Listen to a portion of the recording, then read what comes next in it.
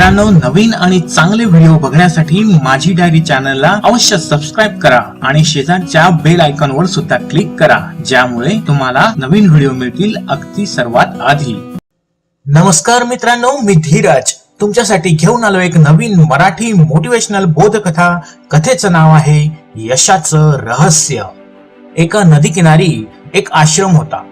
त्या आश्रमातल्या एका शिष्याने आपल्या गुरूंना विचारलं, गुरुवर्य, यशाचं रहस्य काय आहे?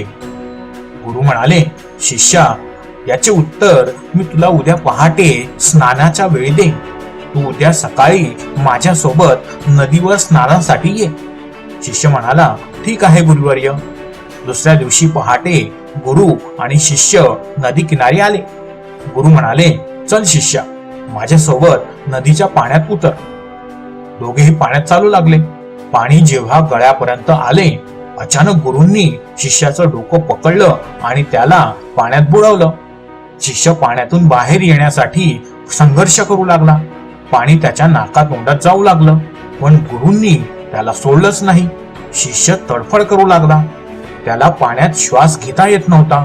तो पूर्ण कसोशीने ताकद लावून बाहेर येण्याचा प्रयत्न करू लागला, पण तरीही गुरूंनी त्याला सोडलंच नाही.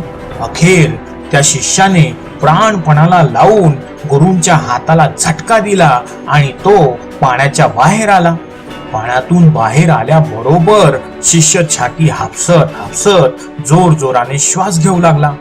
श्वास घेतल्यामुळे शिष्याला बरे वाटू लागले. त्याच्या जीवात जीव आला. तो शांत झाल्यावर गुरु म्हणाले, शिष्या, जेव्हा तू पाण्यात होतास तेव्हा तुला सगळ्यात जास्त आवश्यक काय हवंसं वाटलं? शिष्य म्हणाला, श्वास. गुरु म्हणाले, शिष्या, यशाचं हेच रहस्य आहे. जेव्हा तुला तुझं लक्ष श्वासा इतकं महत्वाचं वाटेल, आवश्यक वाटेल, तेव्हा तुला यश निश्चितच मिळेल. हेच यशाचं खरं रहस्य आहे. तर मित्रांनो, कळलं तुम्हाला यशाचं खरं रहस्य काय आहे ते? आपल्या लक्ष्यासाठी इतकं झटा की यशाला स्वतःला वाटलं पाहिजे की मी मिळेल तर यालाच मिळेल. धन्यवाद.